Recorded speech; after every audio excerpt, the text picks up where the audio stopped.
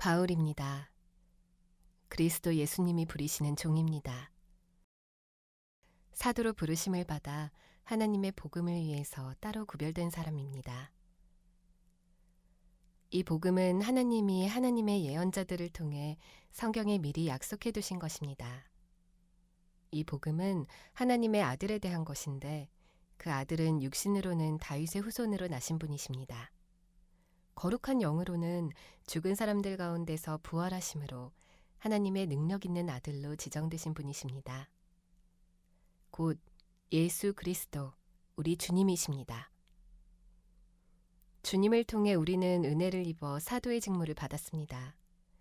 모든 다른 민족들 가운데서 사람들이 믿고 순종하도록 하시려는 것이죠. 주님의 이름을 위해서 말입니다. 그들 가운데 바로 여러분도 들어 있습니다. 예수 그리스도님께 속하도록 부르심을 받은 여러분도요. 나는 로마에 있는 여러분 모두, 곧 하나님께 사랑받고 성도로 부르심을 받은 여러분 모두에게 이 편지를 보냅니다. 은혜와 평화가 여러분에게 하나님 우리 아버지와 주 예수 그리스도님으로부터 내리기를 빕니다. 먼저 예수 그리스도님을 통해 여러분 모두를 두고서 나의 하나님께 감사드립니다. 여러분의 믿음이 온 세상에 널리 알려지고 있기 때문입니다. 하나님이 나를 증언해 주시는 분이십니다. 내가 하나님의 아들의 복음을 전함으로써 내 영으로 섬기는 하나님이요, 나는 한시도 잊지 않고 여러분을 기억하고 있습니다. 기도할 때마다 하나님의 뜻 안에서 여러분한테 갈 수 있는 길이 어떻게든 마침내 열리기를 늘 매달려 기도합니다. 내가 여러분 뵙기를 애타게 바라기 때문입니다. 여러분을 뵙고 영적인 선물을 여러분에게 좀 나눠드려서 여러분을 든든히 세우기 위해서 말이죠. 다시 말해, 여러분을 만나 여러분과 내가 서로의 믿음을 통해서 함께 위로를 받으려는 것입니다. 여러분이 모르기를 바라지 않습니다. 형제자매 여러분, 나는 몇 번이나 여러분한테 가려고 계획을 세웠습니다. 그런데 지금까지 길이 막혔습니다. 나는 그 밖의 다른 민족들 가운데서처럼 여러분 가운데서도 열매를 좀 거두고자 했던 것이죠. 나는 그리스 사람들에게도 그 밖의 사람들에게도 배운 사람들에게도 못 배운 사람들에게도 빚진 사람입니다. 그래서 내가 간절히 바라는 것은 로마에 계신 여러분에게도 좋은 소식을 전하는 것입니다. 나는 복음을 부끄러워하지 않거든요. 복음은 모든 믿는 사람을 구원에 이르게 하는 하나님의 능력이기 때문입니다. 먼저 유대아 사람에게도 또 그리스 사람에게도 그러합니다. 그것은 하나님의 의가 복음 속에 드러나기 때문입니다. 믿음에서 시작하여 믿음으로 끝나는 일이지요. 성경에 이렇게 적혀 있는 대로입니다. 의인은 믿음의 기초에서 살 것이다. 하나님의 노하심은 불의한 일로 진리를 억누르는 사람들의 모든 불경건과 불의에 대해 하늘로부터 나타납니다. 하나님을 알아볼 수 있게 하는 것이 사람들 가운데 분명하게 나타나 있기 때문입니다. 하나님이 그들에게 나타내 보여주셨습니다. 하나님의 보이지 않는 속성들, 곧 하나님의 영원한 능력과 신성하심이 이제 분명히 보입니다. 그것들이 세상이 창조된 뒤로는 창조물들을 통해 이해되기 때문입니다. 그래서 사람들에게는 변명할 여지가 없습니다. 그들은 하나님을 알면서도 하나님을 하나님으로 높여 영광을 돌리지도 않았고 감사를 드리지도 않았습니다. 오히려 그들은 덧없는 생각에 빠졌고 그들의 깨닫지 못하는 마음은 어두워졌습니다. 자기들은 지혜롭다고 큰소리치지만 바보가 되어버렸습니다. 썩어 없어지지 않으시는 하나님의 영광을 덧없이 썩어 없어질 사람과 새와 네발 짐승과 길짐승의 모양으로 바꾸어 놓았습니다. 그래서 하나님은 그들을 자기네 마음에 품은 욕망에 넘겨주어 더러운 짓에 빠지게 두셨습니다. 그리하여 그들은 자기네 몸을 서로 욕되게 했습니다. 그들은 하나님의 진리를 거짓으로 바꾸어 놓았고 창조하신 분 대신 창조된 것을 숭배하고 섬겼습니다. 창조주는 영원토록 찬양받으실 분이십니다. 아멘. 이런 까닭에 하나님이 그들을 수치스러운 욕정에 넘겨주셨습니다. 그래서 그들 가운데 여성들은 자연스러운 관계를 부자연스러운 관계로 바꾸어 놓았습니다. 마찬가지로 남성들도 여성과 맺는 자연스러운 관계를 버리고 자기네끼리 강렬한 욕망으로 불타올라 남성이 남성에게 부끄러운 짓을 저질렀습니다. 그래서 빗나간 행동에 대해 치러야 할 대가를 자기네 안에 받았습니다. 그들은 하나님을 인정하는 것을 가치 있게 생각하지 않았습니다. 그런 까닭에 하나님은 그들을 무가치한 정신 상태에 넘겨주신 것이지요. 그리하여 그들이 부적절한 짓을 저지르게 두셨습니다. 그들은 온갖 불의, 악함, 지나친 욕심, 못된 마음으로 가득 차 있습니다. 또 시샘, 살인, 다툼, 속임, 저기로 꽉 차 있습니다. 그들은 수근수근하는 사람들, 헐뜯는 사람들, 하나님을 미워하는 사람들, 시건방진 사람들, 거만한 사람들, 자랑하는 사람들입니다. 나쁜 일을 꾸며내는 사람들, 부모를 거스르는 사람들입니다. 깨닫는 능력이 없는 사람들, 계약을 지키지 않는 사람들, 인정머리 없는 사람들, 모진 사람들입니다.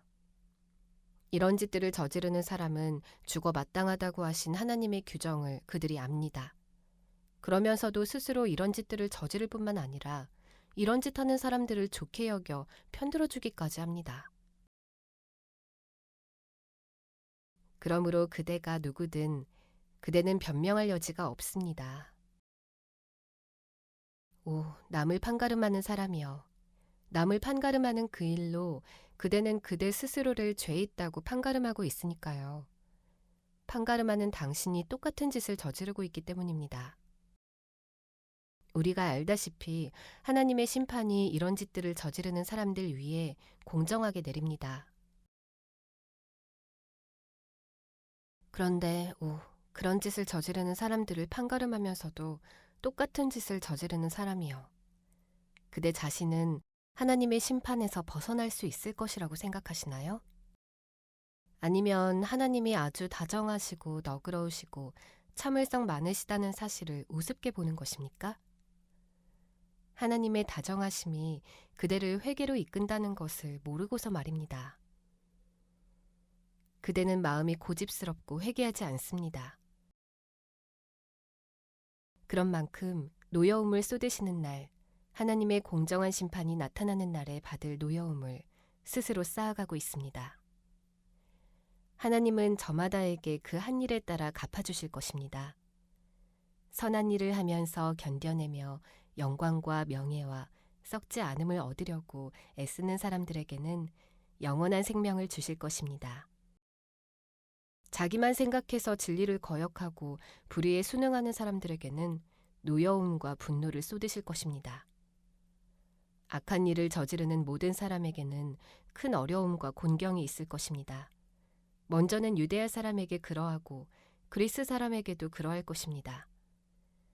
선한 일을 하는 모든 사람에게는 영광과 명예와 평화가 있을 것입니다. 먼저는 유대야 사람에게 그러하고 그리스 사람에게도 그러할 것입니다. 하나님은 겉모습을 보고 사람을 차별하지 않으시기 때문입니다. 율법을 모르고 죄지은 사람은 율법과 상관없이 또한 망할 것입니다. 율법을 알고서도 죄지은 사람은 율법에 따라 심판받을 것입니다. 하나님 앞에서는 율법을 듣는 사람이 의로운 것이 아니라 율법을 실행하는 사람이 의롭다고 판결받을 것이기 때문입니다. 율법을 가지고 있지 않은 다른 민족들이 타고난 본성에 따라 율법에 규정된 일을 한다고 합시다. 그럴 경우에 이 사람들은 율법을 가지고 있지 않아도 자신들이 스스로에게 율법이 됩니다. 이런 사람들은 율법에 규정된 일이 자기네 마음에 적혀 있음을 드러내 보여줍니다. 그들의 양심도 함께 증언하고 그들의 서로 다른 생각들이 서로 고발하기도 하고 변호하기도 합니다. 이 사실은 내가 전하는 복음에 따라 하나님이 사람들의 숨은 일들을 그리스도 예수님을 통해 심판하시는 날에 드러날 것입니다. 그대는 유대아 사람이라고 자칭하며 율법에 기대고 하나님을 자랑합니다. 또 율법을 듣고 배워서 하나님의 뜻을 알고 무엇이 최선인지를 가려냅니다. 스스로를 시각장애인의 길잡이, 어둠 가운데 있는 사람들의 빛이라고 자신합니다. 철없는 사람들의 교육자, 어린아이들의 선생이라고 자신합니다. 지식과 진리의 구체적 모습을 율법에서 익혔다고 하면서요.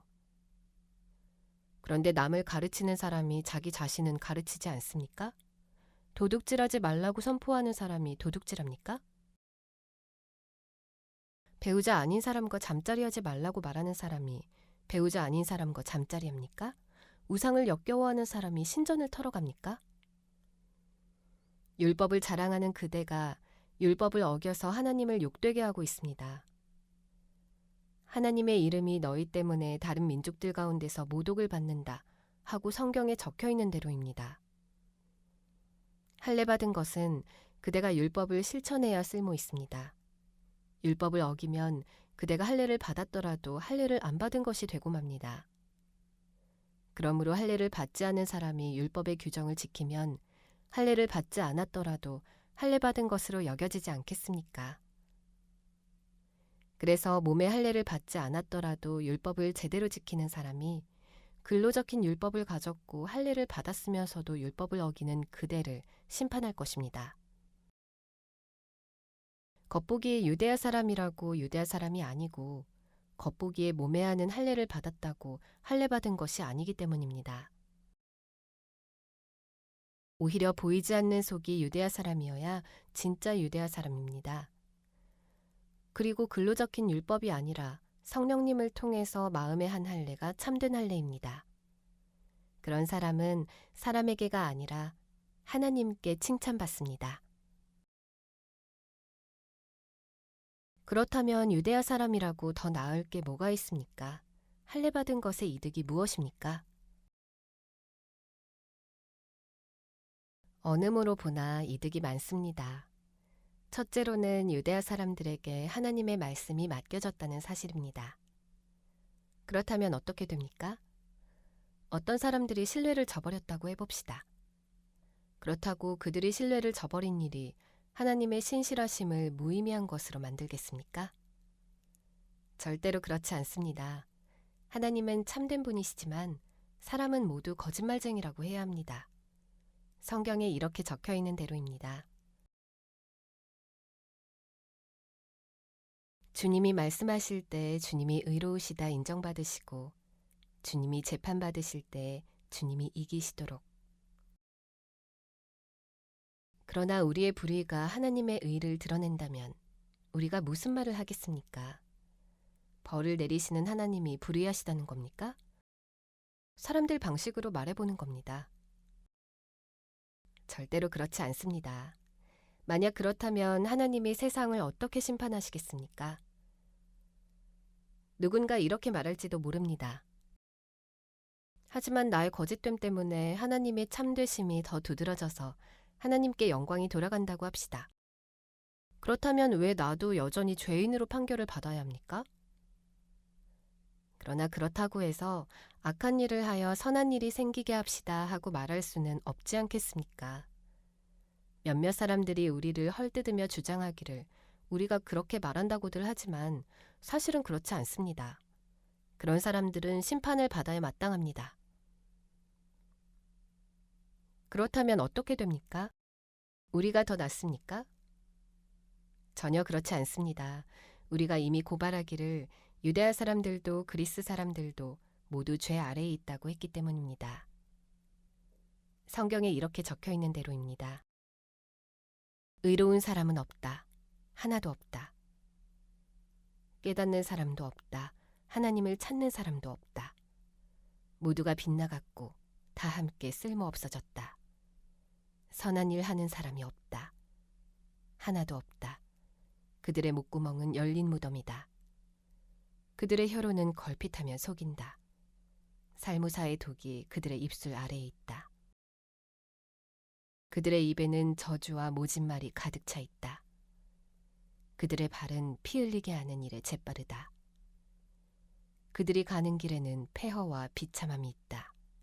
평화의 길을 그들은 알지 못했다. 하나님을 두려워함이 그들의 눈앞에는 없다. 우리가 알다시피 율법에서 말하는 것은 무엇이든 율법의 테두리 안에 있는 사람들에게 일러주는 것입니다. 모든 입이 막혀버리고 온 세상이 하나님 앞에서 책임을 피할 수 없도록 하려는 것입니다. 따라서 율법의 행위들로는 어떤 사람도 하나님 앞에서 의롭다고 인정받지 못할 것입니다. 율법을 통해서는 죄를 알아차리게 될 뿐이니까요. 그러나 이제 율법과는 무관하게 하나님의 의가 나타났습니다. 이 의는 율법과 예언자들이 증언하고 있는 것입니다. 예수 그리스도님에 대한 믿음을 통해 생겨나는 하나님의 의는 모든 믿는 사람에게 주어집니다.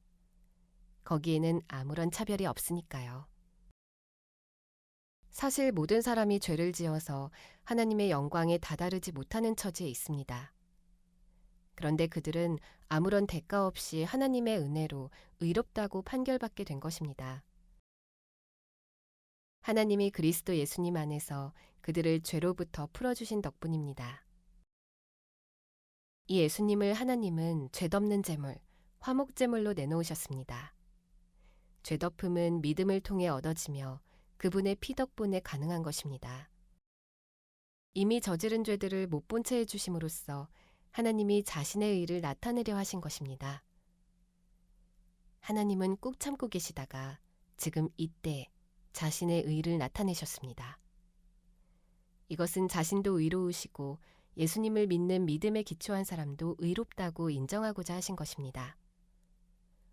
그렇다면 자랑거리가 어디에 있습니까? 아무데도 없습니다.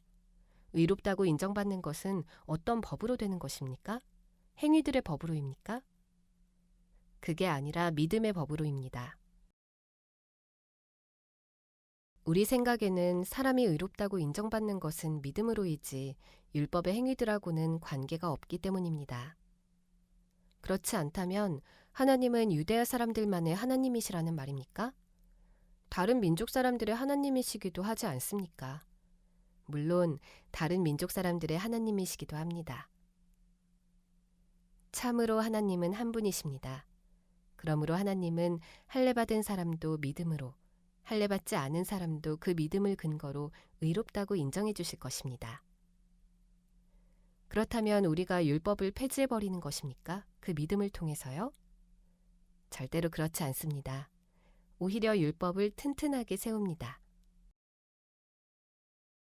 그러면 육신에 따라 우리 조상인 아브라함이 무엇을 찾아 얻었다고 말해야 할까요? 아브라함이 행위들 때문에 의롭다고 인정받았다면 자랑거리가 있을 겁니다. 그러나 하나님 앞에서는 그렇지 않습니다. 성경은 무엇이라고 말합니까? 하나님이 이를 보시고 그를 의롭다고 여겨주셨다 하고 말합니다. 일을 하는 사람에게는 품값이 은혜로 받는 것이 아니라 마땅히 받아야 하는 것으로 여겨집니다. 그러나 일을 하지 않으면서도 불경건한 사람을 의롭다고 인정해 주시는 분을 믿는 사람에게는 그의 믿음이 의로움으로 여겨집니다. 행위들과 무관하게 하나님이 의롭다고 여겨주시는 그 사람의 복을 두고서 다윗도 꼭 그렇게 말합니다. 복이 따내 불법을 용서받은 사람, 또 죄가 가려진 사람은 복이 따내 주님이 그 죄를 절대 따지시지 않을 사람은. 그러면 이런 복은 할례받은 사람한테만 주시는 것입니까? 할례받지 않은 사람한테도 주시는 것입니까? 우리가 이렇게 말하잖아요. 그 믿음을 보시고 아브라함을 의롭다고 여겨주셨다. 그렇다면 그가 어떻게 의롭다고 여겨졌습니까? 할례받은 상태에서입니까? 할례받지 않은 상태에서입니까? 할례받은 상태가 아니라 할례받지 않은 상태에서입니다. 아브라함이 할례를 증표로 받았는데 그것은 할례받지 않은 상태에서 믿음으로 의롭다고 여김받은 것을 인증하는 것입니다. 할례받지 않은 채로 믿는 모든 사람의 조상이 되도록 한 것이죠. 그리하여 그들도 의롭다고 여겨지도록 한 것입니다. 또 아브라함은 할례 받은 사람들의 조상이기도 합니다. 곧 할례만 받는 것이 아니라 우리 조상 아브라함이 할례 받지 않은 상태에서 남긴 믿음의 발자국을 따라가기도 하는 사람들의 조상이 되었습니다. 아브라함이나 그의 후손에게 그가 세상의 상속자가 될 것이라 하신 약속은 율법을 통해서가 아니라 믿음의 의를 통해서 온 것입니다. 율법에 속한 사람들이 상속자라면 믿음은 허울뿐인 것이 되고 약속은 의미가 없어질 테니까요. 율법은 노여움을 불러일으키기 때문에 그렇습니다. 그러나 율법이 없는 곳에는 어길 일도 없습니다. 이런 까닭에 이 약속은 믿음의 기초를 둔 것입니다. 그래야 이것이 은혜가 되고 그 약속은 모든 후손에게 유효하게 됩니다. 율법에 속한 사람뿐만 아니라 아브라함의 믿음을 따르는 사람에게도 말입니다. 아브라함은 우리 모두의 조상입니다. 이것은 성경에 이렇게 적혀 있는 대로입니다. 내가 너를 많은 민족의 조상으로 세웠다. 아브라함은 그가 믿은 하나님 앞에서 정말로 우리 조상입니다. 하나님은 죽은 사람들을 살리시며 없는 것들을 있는 것들처럼 불러내시는 분입니다. 아브라함은 아무런 희망이 안 보이는데도 희망을 품고 믿어서 많은 민족의 조상이 되었습니다. 너의 후손이 이와 같을 것이다 하고 말씀하신 대로입니다. 또한 아브라함은 믿음이 약해지지 않았습니다. 100살 가까이 되어 자기 몸이 사실 이미 죽어 있고 사라의 자궁 또한 죽은 것을 잘 알고 있었는데도 말이죠. 하나님의 약속에 대하여 그는 믿음 없이 의심하지 않았습니다. 오히려 믿음이 강해져서 하나님께 영광을 돌렸습니다. 그는 확신에 차 있었습니다. 하나님은 약속하신 것을 또한 이루어 주실 능력이 있으시다고요. 그래서 또한 하나님이 이를 보시고 그를 의롭다고 여겨주셨다 라고 하신 것입니다. 그를 의롭다고 여겨주셨다 하는 말은 다만 아브라함만을 위해서 적혀 있는 것이 아닙니다. 그것은 또한 우리를 위한 것이기도 합니다. 머지않아 의롭다고 여김받게 될 우리, 곧 예수 우리 주님을 죽은 사람들 가운데서 일으켜 살리신 분을 믿는 우리 말입니다. 예수님은 우리의 범죄 때문에 죽음에 넘겨지셨고 우리를 의롭다고 선언해 주시려고 살아 일어나셨습니다.